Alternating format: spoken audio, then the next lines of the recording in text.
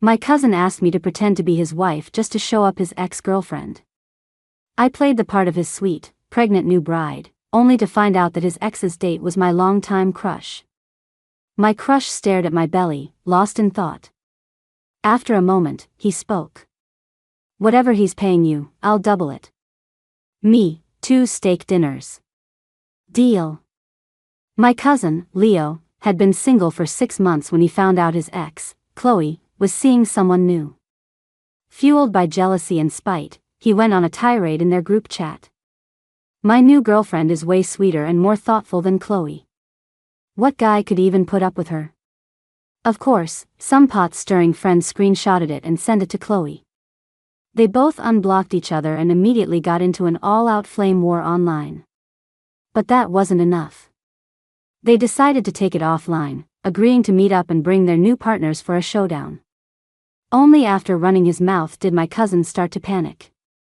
He'd basically been living like a monk since the breakup. Where was he going to find a new girlfriend? In a moment of desperation, he thought of me, his dear cousin. At first, I wanted nothing to do with his childish games. But he wouldn't let up, showing up every day to throw a full-on pity party, crying, begging, the works. For the sake of all the times he took the fall for me when we were kids. I agreed. My payment was a meal at my favorite Japanese barbecue joint. "Stella, is that what you're wearing? How are you supposed to compete with my ex in that?" Leo frowned the moment he got out of the car to pick me up. Dressed in a designer suit, with his tall frame leaning against a luxury car. He really was giving off those power CEO vibes. I looked down at myself. A tailored white dress. The off-the-shoulder neckline was elegant, and the hem swayed gently when I walked. A pair of 1-inch lambskin block heels. This was the most elegant, beautiful, and sophisticated I could possibly look. "Well, you're the one who told them I was your sweet, pregnant wife." I snapped back, getting into the car and buckling my seatbelt. "You didn't exactly give me a lot of room to work with." He slapped his forehead in a moment of realization. "I totally forgot about that. Stella, you're always so on top of things." I rolled my eyes at him. "So, you remember the story you cooked up, right? Something about meeting the love of your life at the grocery store, falling in love at first sight, getting married in 4 months, and pregnant in 5. What a ridiculously cheesy plot." He fell silent for a beat. Got it. "I'll play the part of the doting husband and take good care of you," Leo said, hitting the gas. Those 2 psychos had to pick a fancy restaurant downtown for their little showdown. And right during rush hour. In a city like Boston, the traffic is always a nightmare. The second you get on the freeway, you're at a standstill. After more than half an hour, we'd only moved about a mile. I yawned. Staring at the long line of backed-up cars ahead just made me sleepier. Whatever.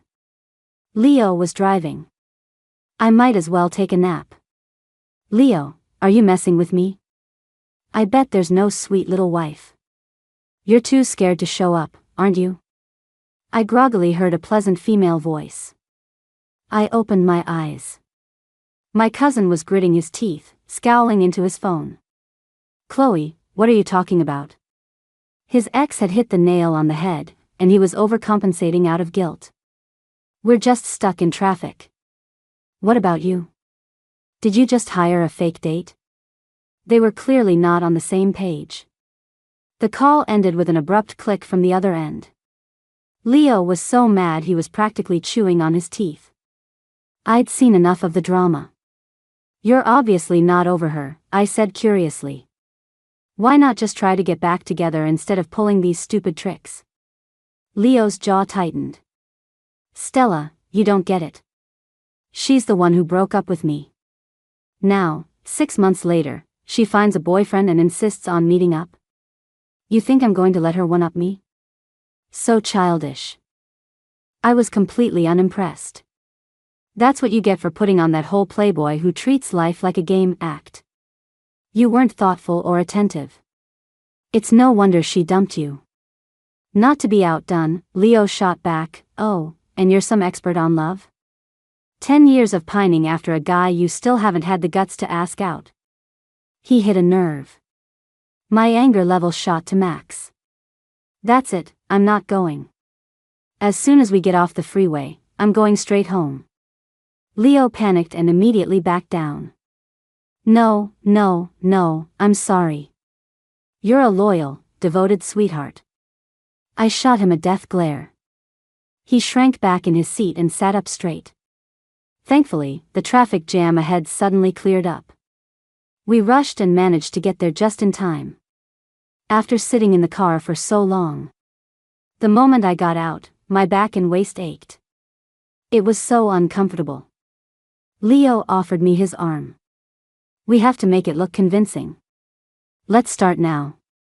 I rolled my eyes, not bothering to answer him. As we stepped out of the elevator and into the restaurant, Leo instantly switched into character. He strutted around like a peacock fanning its tail, a smug look plastered on his face. So obnoxious. The hostess led us to our reserved private room. The moment I walked in, I saw a beautiful woman sitting directly across from the door. The sound of our footsteps made her look up. The next second, she stood and walked toward us. She wore a black slip dress under a white blazer. As she moved, you could see just how slim her waist was and how long her legs were.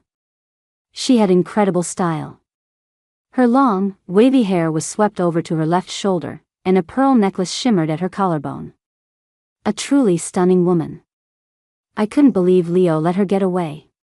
His ex looked me over and politely gestured for me to sit down. I'm Chloe. Leo's ex-girlfriend. Stella Shen. Before I could finish, Leo swooped in like a mother hen protecting her chick. He rested a hand on the back of my chair and said tauntingly, "My wife is pregnant, Chloe. You should keep your distance. Don't want you bumping into her." His ex was immediately triggered. Her red lips opened and closed, firing on all cylinders. "Leo, you scumbag. You prey on younger girls and trick them. Does she even know what kind of person you are?" Leo tugged at his tie and stood up. "And what kind of person is that? You're a player. You give the silent treatment, you disappear when things get tough, you can't make up your mind." Sparks were flying. I was feeling a little awkward. Suddenly, the door opened and a waiter came in. The two of them still had some pride, so they called a truce. Just as I breathed a sigh of relief, another person walked in behind the waiter. He was dressed in a black suit that accentuated his tall, slender figure. He had sharp, handsome features and a refined air. A pair of gold-rimmed glasses sat on his high nose bridge, making the eyes behind the lenses seem even deeper. Our eyes met, and he slowly said my name. Stella Shen. The moment I saw his face, I froze on the spot. Chloe gracefully took the man's arm. "Honey, you're here," she said affectionately. She glanced at me. "Wait, do you two know each other?" He spoke calmly. "She was a couple of years behind me in high school." Chloe nodded and sat down with him. "Let me introduce you. This is my ex-boyfriend, Leo, and his wife, your old schoolmate." Then she turned to Leo with a hint of pride. "And this is my boyfriend, Sam Song." That one simple sentence hit Leo and me like a lightning bolt. Sam Song. The guy I'd had a crush on for 10 years but never had the guts to confess to. I hadn't seen him in years, and I'd imagined our reunion in so many different ways. I never, ever thought it would be with me sitting across from him, pretending to be someone else's pregnant wife. While he was across from me, showing off his new girlfriend. Okay, the universe had really piled it on. My heart ached with a bitter sorrow. I felt myself sinking into a fog of disappointment, my mood plummeting. Leo probably hadn't expected his ex to have a real boyfriend, let alone one who was so strikingly handsome. He looked as deflated as a popped balloon. Ever since Sam had shown up, he'd been completely crushed. We were two peas in a very miserable pod. Chloe, on the other hand, saw Leo's miserable face and felt she'd won the battle. She was in a great mood. She smiled, took the menu, and quickly ordered a bunch of dishes. She was even very considerate. I ordered a special nourishing soup for you. It's good for pregnant women. I forced a smile and thanked her. Pregnant? Sam's hand, holding his teacup, paused. He looked at me with a questioning gaze. Yeah, Leo said his wife is pregnant. She's not showing much yet, though, Chloe explained helpfully. If I hadn't seen it with my own eyes, I would have doubted if this woman was the same she-devil Leo had described. She was being incredibly sweet and thoughtful. Just as I was thinking this, Chloe turned and shot Leo a look. Your wife is so young, and you've already gotten her pregnant. If you have any conscience, you'll stop fooling around with other women. Leo, who had been sulking, instantly flared up again. Chloe, what are you talking about? When have I ever fooled around? Chloe lifted her chin. What about your all-star assistant, Joanne? And your so-called good friend, Stella? I've told you a million times, Joanne is just my subordinate. Leo stood up, his face ashen. Just as a huge fight was about to erupt. That's enough, Sam interrupted, placing his teacup down firmly on the table. You're both old enough to know better. If you have a problem, solve it like adults. Stop dragging innocent people into your mess. He turned to me. You're not pregnant, and you're not his wife. I was dumbfounded. Under Chloe's incredulous gaze, I slowly nodded. I think I'm that good friend Stella you were talking about. Chloe's tough exterior instantly deflated like a punctured balloon. A hurt expression spread across her beautiful face. She stood up and ran out of the room. Leo glanced at me and Sam, then hurried after her without another word. In an instant, the huge private room was empty except for the two of us. Total silence. I was mortified, bowing my head under my crush's gaze. After a while, I finally remembered the important question. Sam, I asked hesitantly, how did you know we were faking it? My crush's expression was neutral. I ran into Ms. Lynn at the hospital last week, he said calmly. She was complaining that her daughter was still single and she wanted to set her up on a date. I let out a groan and covered my face. Ms. Lynn is my mom. A high school English teacher who wouldn't let me date in school but now nags me for not dating after graduation. So, did you go on the date? I shook my head, even more embarrassed. Thankfully, a kind waiter came in with a cart of food, saving me. Sam used the serving chopsticks to put some food on my plate. Try their signature crab tranche. It has black vinegar, so it's not fishy. I took a bite. The sweet and sour vinegar blended perfectly with the fresh crab meat, filling my mouth with flavor. This is delicious, I praised sincerely. My crush smiled. It was like a spring breeze, and I just stared at him, mesmerized. Maybe he was moved by my gaze. He went on to recommend the restaurant's crispy sea cucumber and fig glazed steak, which were also amazing. As we talked about food, the awkwardness gradually disappeared, and I felt more relaxed. Except for the small bulge quietly forming in my stomach. Oops. I'd accidentally eaten too much. Are you full? My crush asked, seeing me put down my chopsticks and wipe my mouth. I nodded enthusiastically. I wasn't just full, I was stuffed. He was just too good looking. I couldn't help but feast on the view. So, shall we talk business? I was stunned. My crush and I had no regular contact. What business could we possibly have? He took off his glasses and wiped the lenses with a tissue. He hesitated for a moment, choosing his words carefully. You're a pretty good actress when it comes to playing a girlfriend. I was wondering if you could do a scene with me. The audience would just be my parents. His hands were slender and elegant, moving with a graceful ease. He was like a work of art. I was quietly admiring him. But when I heard what he said next, I almost spit out the tea in my mouth. I managed to hold it in, but I still ended up coughing uncontrollably. My crush handed me a tissue and gently patted my shoulder. I could feel my face getting hotter by the second. Whatever your cousin paid you, I'll double it, he said casually and directly. And then, lost in his gentle eyes and voice, I shamelessly swallowed. I completely forgot how to say no. 2 steak dinners. Deal. On the way back, sitting in my crush's car, I spent the whole ride kicking myself. I couldn't believe I'd let a handsome face completely cloud my judgment. A simple smile and a raised eyebrow from him, and I'd surrendered without a fight. What are you thinking about? His gentle voice asked. I looked at him and answered honestly. I'm wondering why you asked me to pretend to be your girlfriend. Obviously, because I don't have one. The corner of his mouth curved into a slight smile. It was so handsome it almost made me faint. Then why me? After finally regaining my senses, I was still a little confused. From what I knew, he wasn't lacking for admirers. Why would he need someone as ordinary as me to play his girlfriend?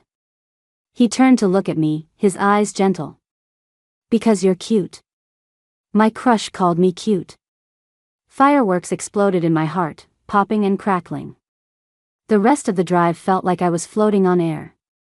When he dropped me off and added me on WhatsApp, I was still in a daze. Back home after a shower.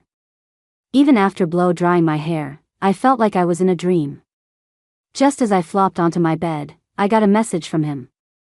I'll pick you up tomorrow at 10 a.m. Good night. I blushed and replied, good night. I was so excited I rolled around in my covers for a few minutes. My heart felt like it was going to burst, and I couldn't stop smiling. The next day was Saturday, and I woke up early. I dug out the makeup I'd bought but never opened. I tried on several different dresses. My heart was fluttering with nerves as I spent forever getting ready. At 10 o'clock sharp, my crush's car appeared downstairs. I politely got in and greeted him, good morning. He smiled and nodded, then handed me breakfast. After a bite of my burger, I realized I hadn't put on my seatbelt. I was just about to reach for it, when he suddenly leaned toward me. I froze. His face was suddenly so close to mine. A cool, woody scent from him enveloped me. I held my breath, completely tense. I watched as his hand reached over, toward the seatbelt next to my waist. Oh my God. All I could notice was how the thin white shirt clung to the smooth, strong lines of his waist. It made my mouth go dry, and I couldn't keep my eyes steady. Are you okay? He finally buckled it, then pulled back and sat up straight. Why is your face so red? Duh. How could I not blush when you lean in that close? I looked down and took a sip of my soy milk. The milk is a little hot, I mumbled. Then drink it slowly. I'll turn down the AC. Okay. As the car pulled into a residential community, I finally remembered something important. Sam, I forgot to buy a gift and some fruit. Showing up empty-handed to a girlfriend's first visit is so rude. Even if it's a fake one. He glanced at me, his tone relaxed. I already bought everything. It's in the trunk. If I'm asking you for a favor, I can't let you pay for it, too. When we got to the door, I suddenly got cold feet. I tried to recall the habits he'd told me about so I wouldn't blow my cover. Loves spicy food, dislikes sweets, enjoys cooking, hates doing dishes. The door suddenly opened, revealing a kind-faced woman. Stella, you're here. Come on in. Oh, hi, Mrs. Song. I thought today's performance would have at least a few bumps. After all, we barely knew each other. But it went surprisingly smoothly, as if I really were his girlfriend. Sam's parents were warm and friendly, full of smiles and laughter. Sam was also incredibly thoughtful. All the dishes on the table were my favorites. And the dishes afterward were washed by the guy who hated washing dishes. Sam's mom dug through old photo albums to show me pictures of him wearing dresses as a kid. Sam's dad gave me a piece of his own calligraphy as a gift. Stella, this is just a little something from me. Come over and visit whenever you have time. As I was leaving, Sam's mom stuffed a red envelope into my bag.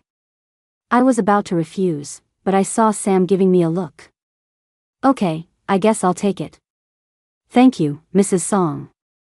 Sam was driving me home, but he pulled over by the riverfront. It was dusk, and the night wasn't fully dark yet. The river churned below. In the distance, the city lights twinkled like a blurry dream. It felt very lively and festive. After watching the river for a bit, I remembered the heavy red envelope, pulled it out, and handed it to him. He didn't take it. My mom gave it to you, he said meaningfully. You should keep it. I got anxious. But she gave it to your girlfriend, and I'm not your girlfriend. So you could accept it if you were my girlfriend?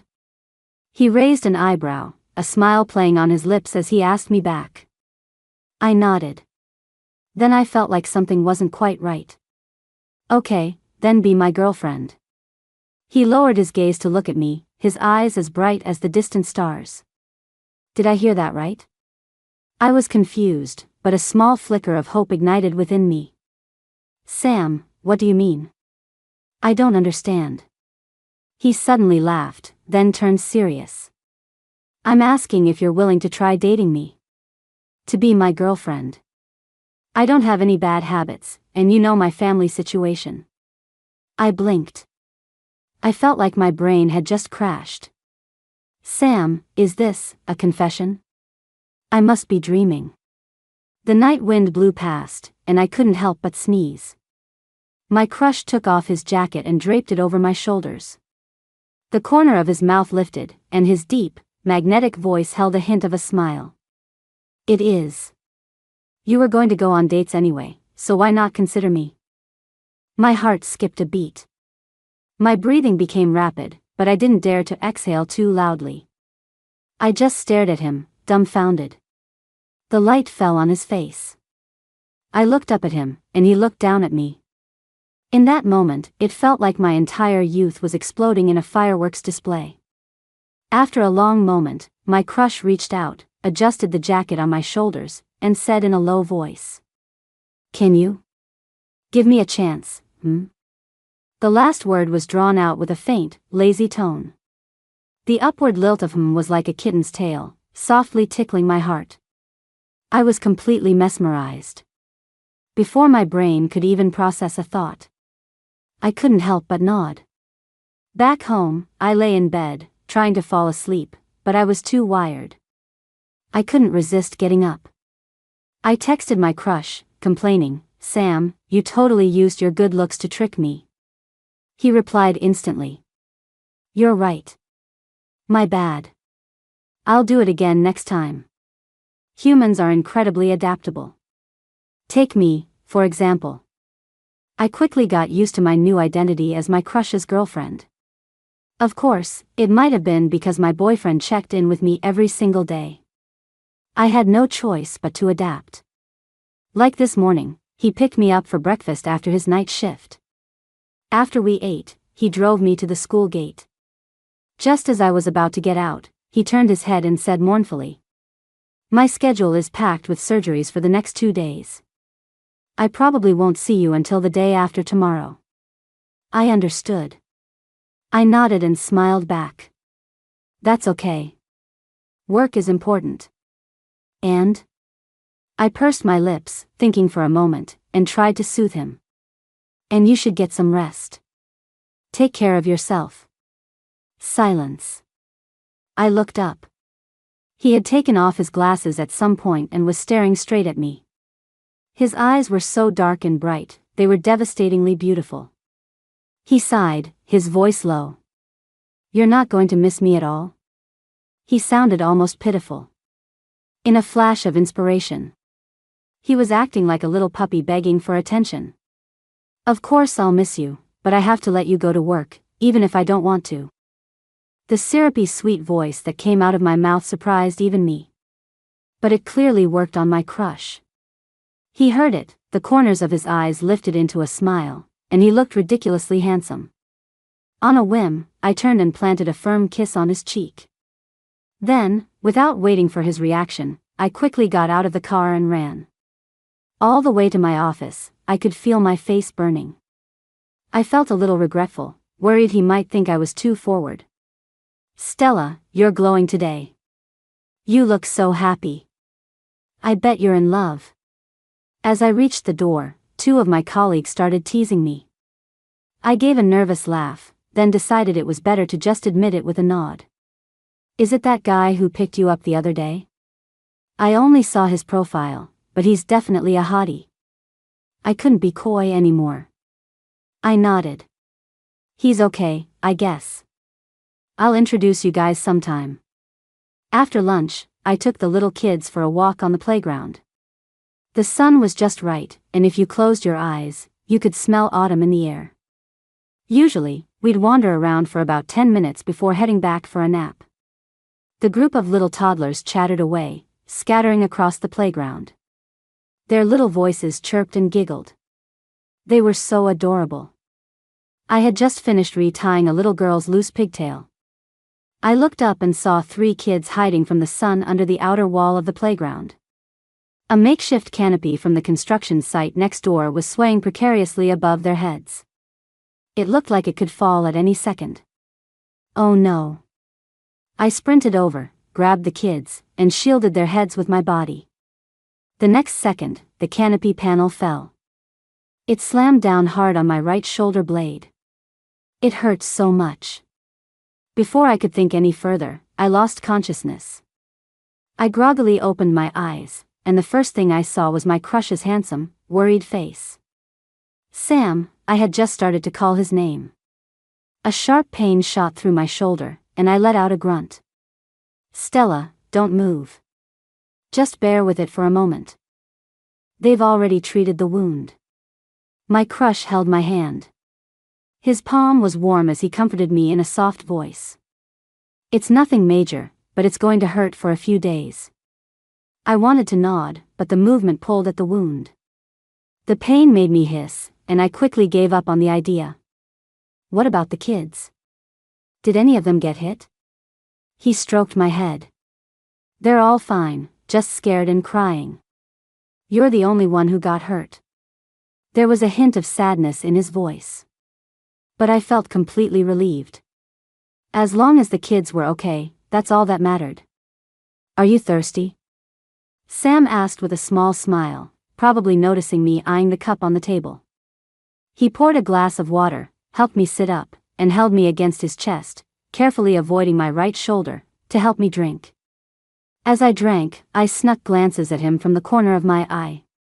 I could feel my face heating up again. "Stella, you're finally awake. Does it still hurt?" As I was lost in thought, my mom's voice suddenly rang out. I hadn't swallowed the water in my mouth yet and started choking. I burst into a fit of violent coughing. As she spoke, my mom had already come closer. And there I was, leaning against my crush's chest, our eyes meeting. For a moment, I wanted to cry. This is so embarrassing. My crush took the cup away and patted my back. "I already talked to Ms. Lin," he reassured me.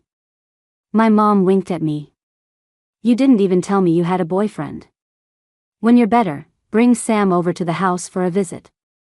My crush chimed in playfully. "Now that I'm officially recognized, you have to take responsibility for me." I was stunned. I wake up from a nap. And my crush has already won over my mom. Students really are on another level. I stayed in the hospital for 3 or 4 days, and a steady stream of people came to visit me. The director and the principal said my selfless act was very admirable. They gave me paid sick leave, plus an extra 2 weeks off to recover. The parents of those kids also came to express their gratitude. Seeing them unharmed and full of energy warmed my heart. After becoming a teacher, I really couldn't bear to see these little ones get hurt. On Sam's day off, he made me a bone broth soup. I was slowly sipping it with a spoon. When I saw my unreliable cousin, Leo, walk in, holding hands with Chloe. "How's it going, modern-day hero Stella Shen?" Leo teased as he sat down. "Still as punchable as ever." I glared at him. Then I smiled at Chloe and thanked her for the fruit and flowers she brought. Sam came back after washing some grapes. You two made up. Chloe smiled shyly. Leo grinned from ear to ear. He took her hand, overjoyed. We have you two to thank for it. We'll have you two be our best man and maid of honor at the wedding. Lying in the hospital for so long was incredibly boring. I felt like my bones were rusting. I finally made it to my discharge day. My mom was already planning to make me take a walk downstairs every day when I got home. But then, an elderly great-uncle back in our hometown suddenly passed away, and my mom and dad had to rush back overnight. Before leaving, they entrusted me to my crush. His place was a 2-bedroom apartment not far from the hospital. He said he bought it to cut down on commute time, making it easier when he got called in for emergencies in the middle of the night. Being a doctor is so hard. You guys are amazing, I said sincerely. He gently rubbed my earlobe. So when I'm too busy to be with you sometimes, don't be mad at me. Of course. I nodded vigorously. I'm not that unreasonable. I took a good look around his apartment. It was very fitting for a doctor, extremely minimalist. Only the dining table and coffee table in the living room were piled with books. Your sheets are pink, I said, a little surprised when I went into the bedroom. He adjusted his glasses, a smile on his lips. That's for you. You can stay in the master bedroom. It has an attached bathroom, which is more convenient. There were also new toiletries, towels, and slippers, all in cute shades of pink. So thoughtful. My heart was bubbling with happiness. I felt myself falling for him even more. My first day staying at his place was full of happy surprises.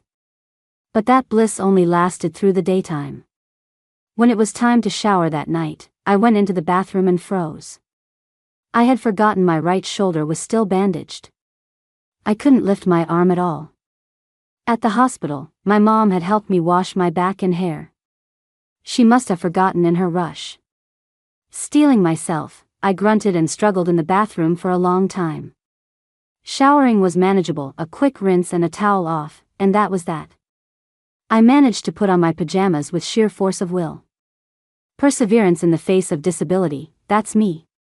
The real challenge was washing my hair. My long, flowing hair, which I was usually proud of, now felt like torture. And of course, I'm right-handed. Washing my hair with my left hand was basically impossible. Sam, I need you. In the end, I had to ask for help. My face was burning, and my voice was weak. Can you help me wash my hair?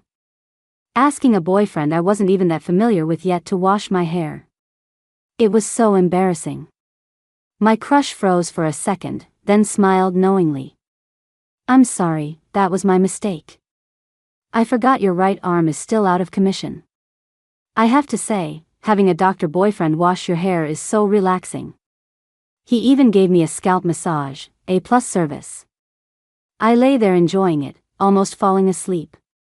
It would have been even better if he hadn't asked me such suggestive questions. This pressure point helps you relax. Feel good? Yes. After washing my hair, he calmly took out the blow dryer to dry it for me. Let me know if it gets too hot, he said, though his hand was steady. But I caught a glimpse of his bright red ears out of the corner of my eye. He even remembered to apply hair oil for me.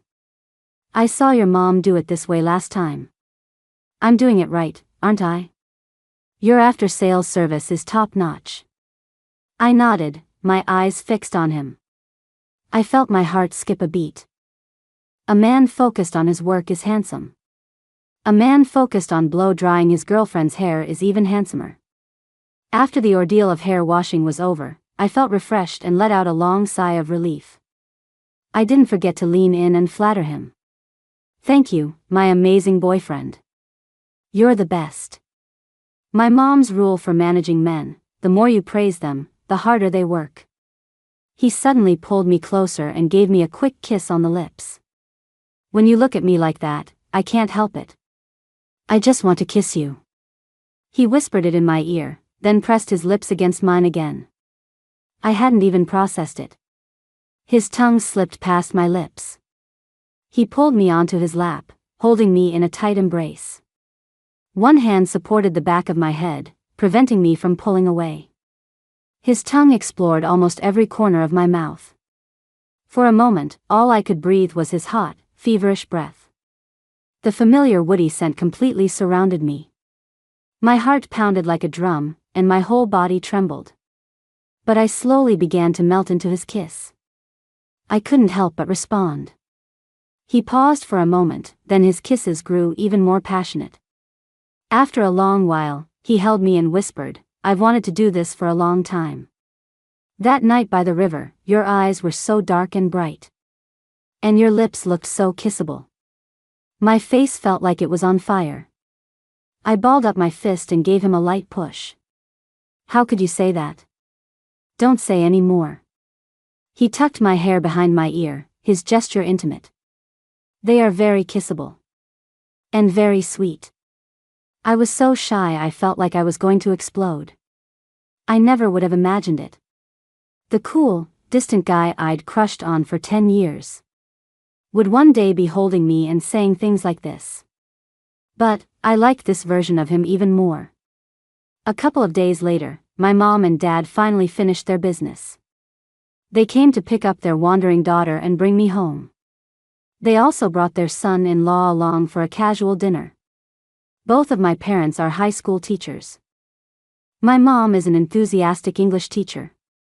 My dad, Mr. Shen, is a serious, no-nonsense physics teacher. Both of them had been Sam's teachers in the past. With the double whammy of teacher plus in-laws, I was a little nervous for him. But I was overthinking it. Not only did my mom adore him, but even my stoic dad was very pleased. It was as if he wasn't the same person who used to tell me, "I have to approve of anyone you date." It was a simple, delicious home-cooked meal. Amid the laughter and conversation, Sam easily won my parents' approval. My life became more vibrant, and even the air felt sweeter. After I recovered and went back to work at the school. Because my crush was showing up so often to see me. Even the kids in my class knew I was dating someone. "Miss Stella, I saw your boyfriend this morning. He's so handsome." "My uncle is really handsome too, Miss Stella. I want you to be my aunt." The autumn sun was warm and pleasant. One day, after lunch, the kids were gathered around me on the playground, all chattering away. They ended up arguing about whose aunt I should be.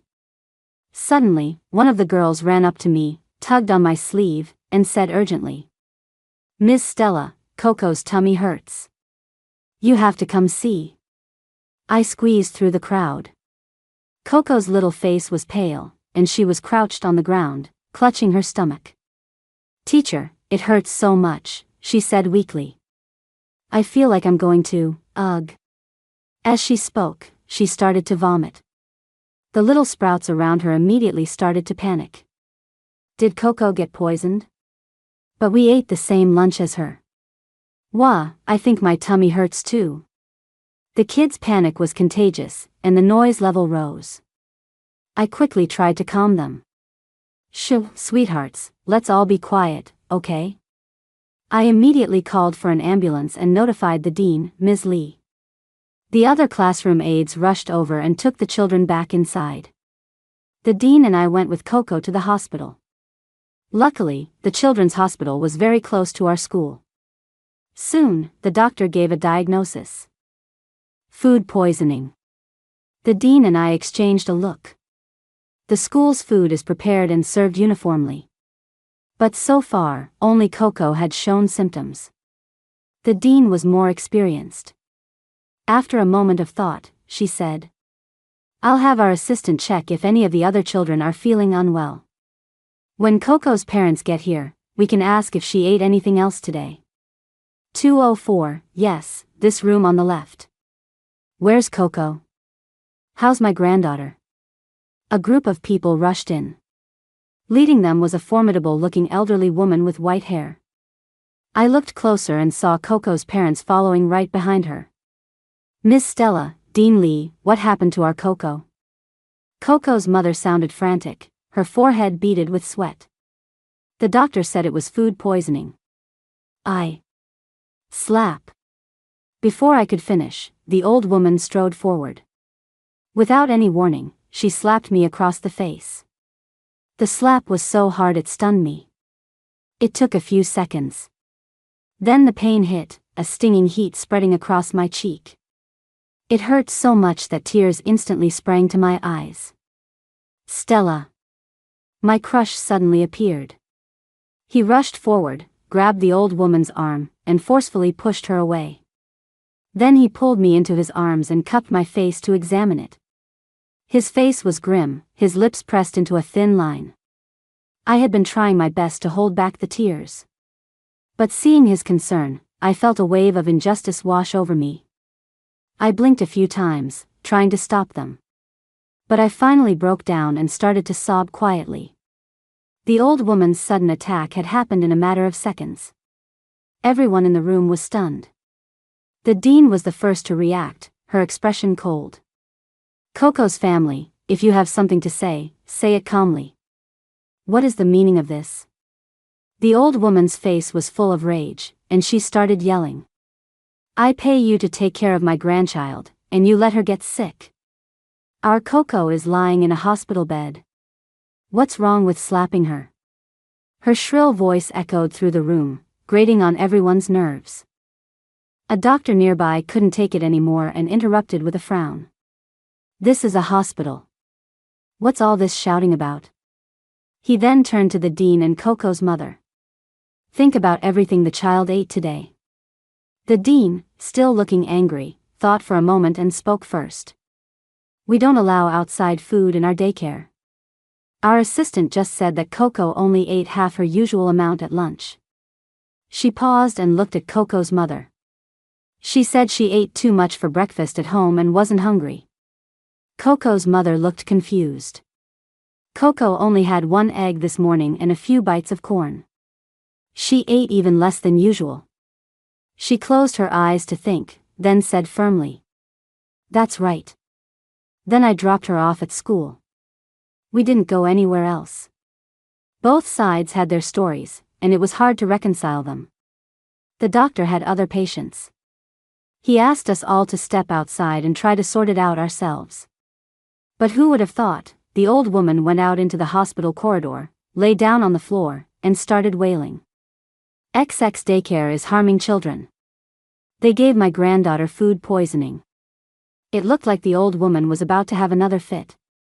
Other patients and their families started to stare. The dean snorted in frustration but was helpless against her unreasonable behavior. My crush's expression was cold, his jawline tight. He was losing his patience. Let's just call the police. And that's how, for the first time in my life, I ended up at a police station. All because a child in my class got food poisoning. Thankfully, the police were very kind and quickly opened a case. The dean went back to the school to report the incident and told me to go home and rest. My crush took me back to his place. He quickly found an egg, boiled it, and was about to use it to reduce the swelling on my face. His slender fingers peeled the shell with a nimble grace that was beautiful to watch. When he pressed the egg to my cheek, it was still a little hot. I couldn't help but hiss. It's a bit hot at first, but bear with it. It will help the swelling go down faster. He took one of my hands and squeezed it gently to comfort me. My focus, however, was elsewhere. Can I still eat the egg after? My crush couldn't help but laugh, and the icy aura that had surrounded him since he arrived finally dissipated.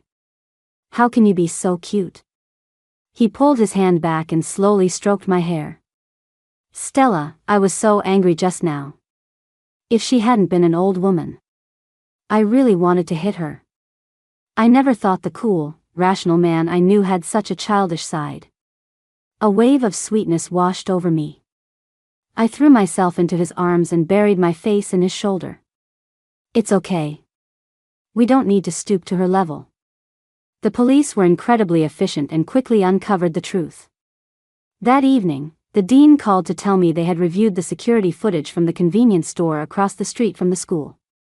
They saw Coco's grandmother come to see her during the morning's long recess. She was carrying a food container. After some questioning, the full story came out. Coco's mom was going to throw out some meat that had been in the freezer for a long time. The grandmother couldn't bear to waste it, so she secretly cooked it into a braised pork dish. Thinking Coco would love it, she brought it to her, but it ended up giving the child food poisoning. Later, Coco, who had woken up in the hospital, also confirmed it. Her grandmother had told her the night before that she would bring her a treat and that she should eat less for breakfast. She said it was their little secret and not to tell her mom. In the end, the police gave Coco's grandmother a stern talking to. Then the mother-in-law and daughter-in-law had a huge fight at the hospital. "It's that poor kid, Coco, who suffered for nothing," the dean sighed. "And your arm just healed and now you get hit." I stuck out my tongue. "It's just work. What's a job without a few surprises?" Ultimately, the school stepped in and covered part of Coco's medical expenses. Fortunately, Coco wasn't seriously ill and recovered in a few days. The matter was resolved as well as it could be. As for the drama in Coco's family, there was nothing an outsider could do. But seeing Coco back to her cheerful, energetic self later on made me feel a lot better. Ever since I started dating my doctor boyfriend, my mom had been deliberately teaching me how to cook. In her words, a relationship is a two-way street. You both have to contribute. This Saturday, my crush had to work overtime. I stayed home and experimented with making his favorite dishes, a savory beef soup and a simple stir-fried pork. I brought it to the hospital, but he was in the middle of surgery. I waited in his office, getting antsy. I decided to take a slow walk down the stairs to stretch my legs. Just a few flights down, I heard nurses talking in the stairwell. "Dr. Song is really winning at life. He's so young and successful, and the hospital director's daughter is into him." I heard the director's daughter was his high school classmate. They were dating but their parents broke them up. But I heard Dr. Song has a girlfriend, the one who was hospitalized here before. A girlfriend can't compare to a first love, especially since Dr. Song works with the director's daughter every day. Sigh, childhood friends versus the new girl, this world is just one big novel. I swear I didn't mean to eavesdrop.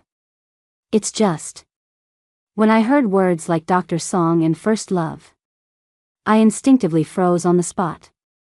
I didn't stay to hear the rest. My heart just felt heavy. I wandered aimlessly, my steps slow. Before I knew it, I was standing in front of the medical technology building. Two people were walking down the stairs toward me. It was my crush and a tall, slender female doctor. Their heights were perfectly matched, and they walked in sync. They were talking about something, completely engrossed, looking like a perfect pair. I hated that I was wearing contacts, because I could see them with perfect clarity. She had delicate features and a long neck. It was her, the legendary high school sweetheart. I had seen that perfect campus beauty from afar back in the day. In an instant, the same feeling of being an ugly duckling I felt in high school washed over me. It wrapped around me, layer by layer. I couldn't even bring myself to walk toward them. I quickly turned around and fled.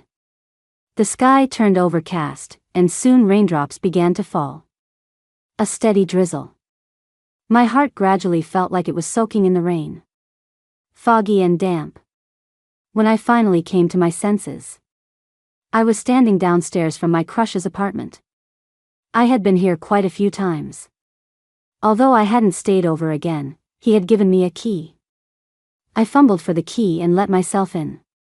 I saw my Lena Bell and Stella Lou dolls on the sofa. On his desk, tucked between his medical textbooks, was a mystery novel I liked to read. There was even a photo of the two of us hanging on the wall. My crush's home now had traces of me, little by little.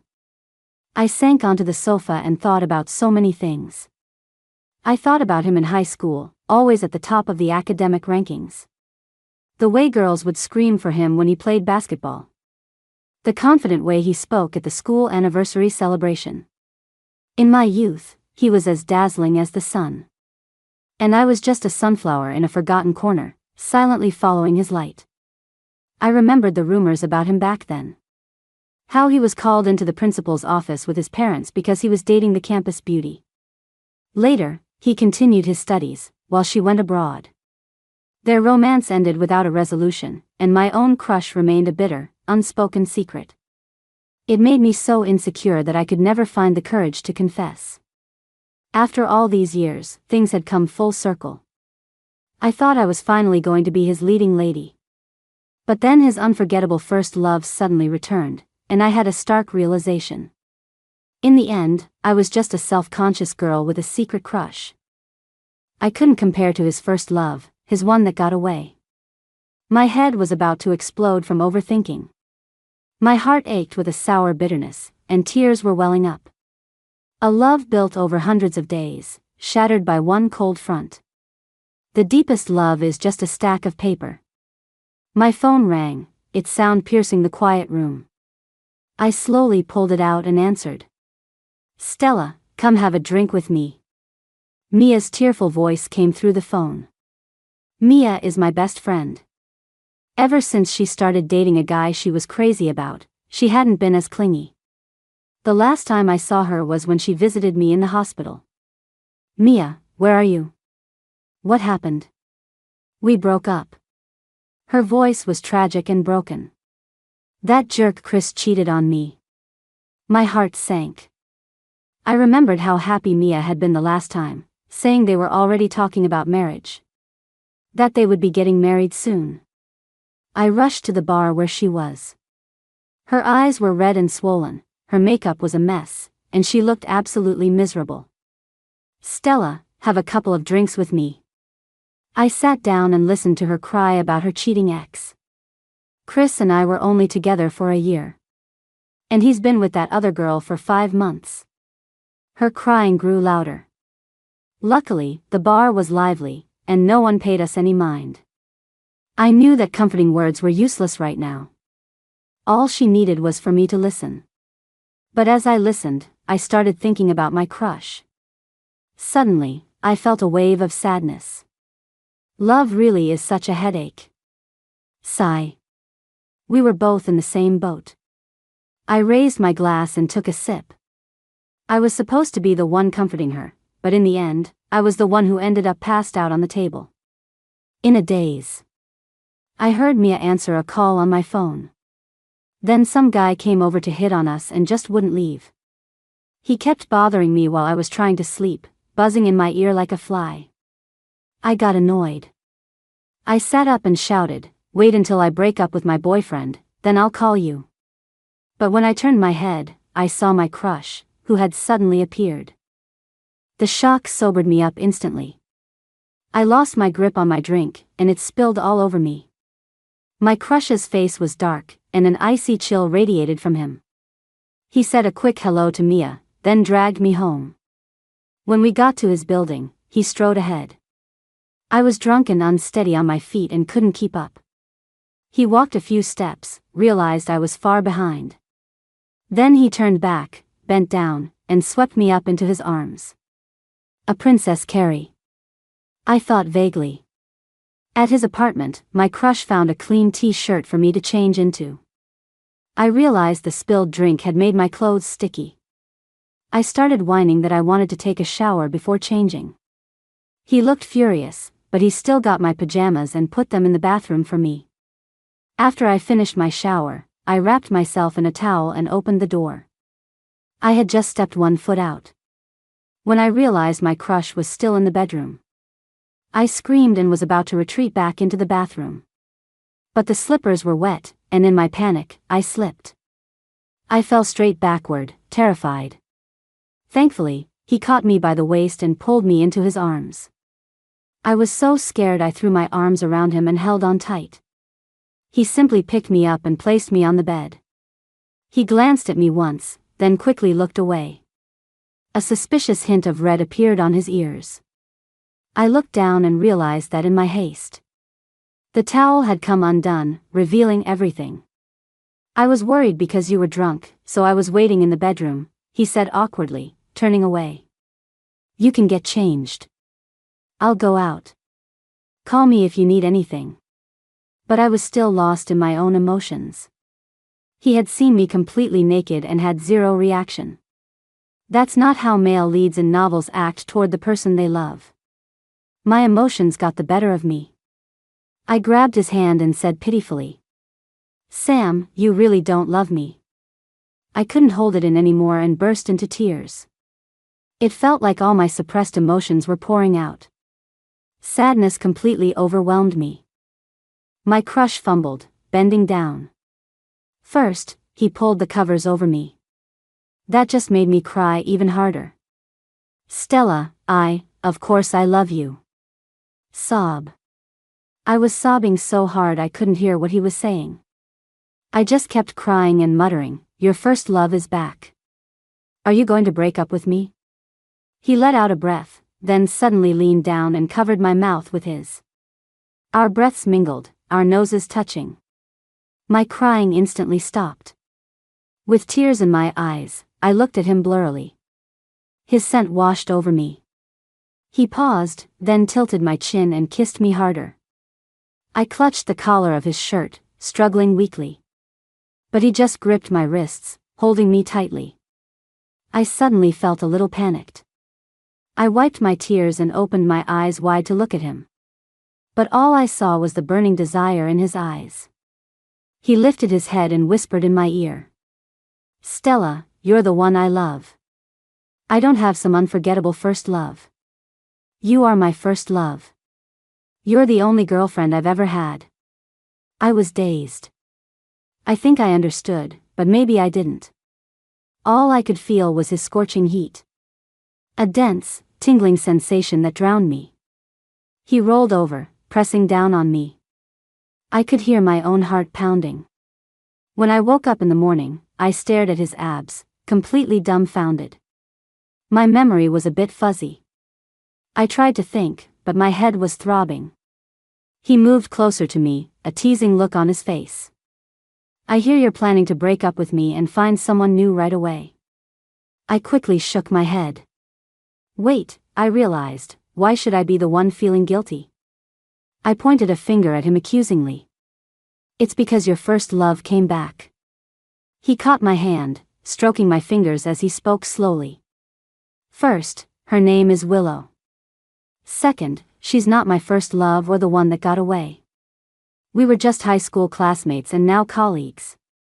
Third, her high school boyfriend was someone else." A perfectly logical three-point explanation. I was completely stunned.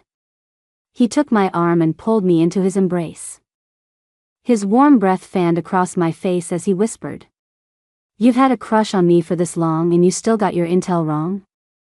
I shot up from his embrace, stammering, How did you know I had a crush on you?" Toward the end, my confidence faltered, and my voice became a mumble. He looked up at me, his eyes dark. "The blind date your mom set you up on was with me. She showed me pictures from your social media feed." He chuckled. "When I went back and looked closely, I realized a lot of your posts were about me." I was both angry and mortified. My mom really was something else.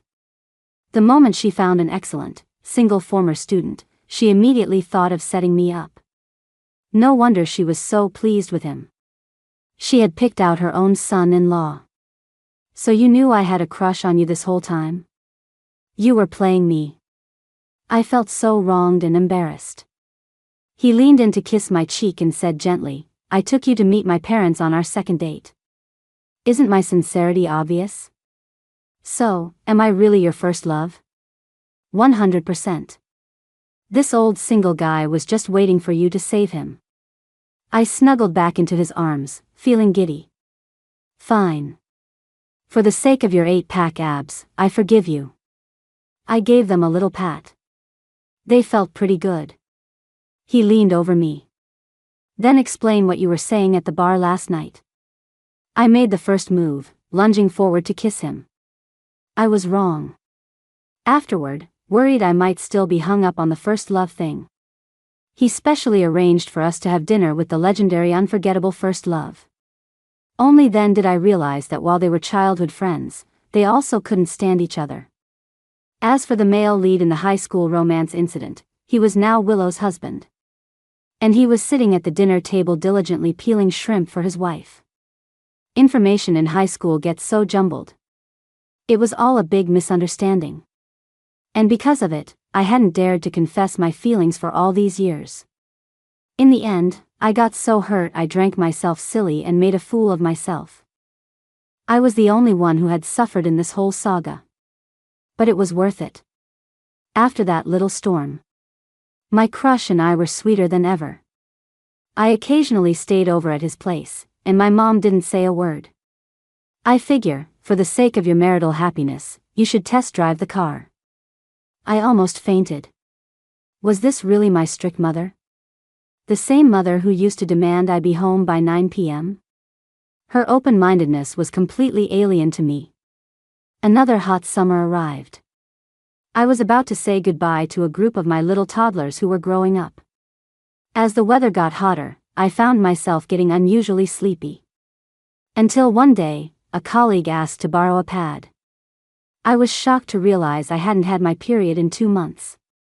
I took a test, and sure enough, I was pregnant. Since we had already had an engagement party, our families had already discussed wedding plans. The sudden good news thrilled both our mothers. With perfect synchronicity, they quickly finalized the wedding preparations. They held the wedding for us during the summer break. My cousin, Leo, was the best man, and he said sourly, "You guys play dirty. You beat us to the punch." Chloe caught my bouquet. The MC teased her, "After the bridesmaid dress comes the wedding dress." She and Leo exchanged a look, and she blushed. But she held on to the bouquet tightly. Mia also brought her new boyfriend to the reception, her eyes shining with happiness. I looked at the man beside me. After a 10-year crush, my dream had finally come true. I felt like I had the whole world. A few months after our baby was born, our house was filled with gifts and toys from friends and family. I decided to clear out the storage room and turn it into a playroom. Among a pile of my husband's medical books, a photo fell out. It was a picture of him in high school with another girl. I burst into tears. When he saw me, he looked completely helpless and pointed at the photo. "Look at the person on the bench behind us. Look familiar?" I looked closely. She did look familiar. It looked like me. This was a group photo from an interview for the school's radio station. "I only kept it because you were in it." He also said it was the only picture we had together before we reconnected. My tears turned to laughter. He wiped my tears away and leaned in for a kiss. "You like me that early? I've been planning this for a long time."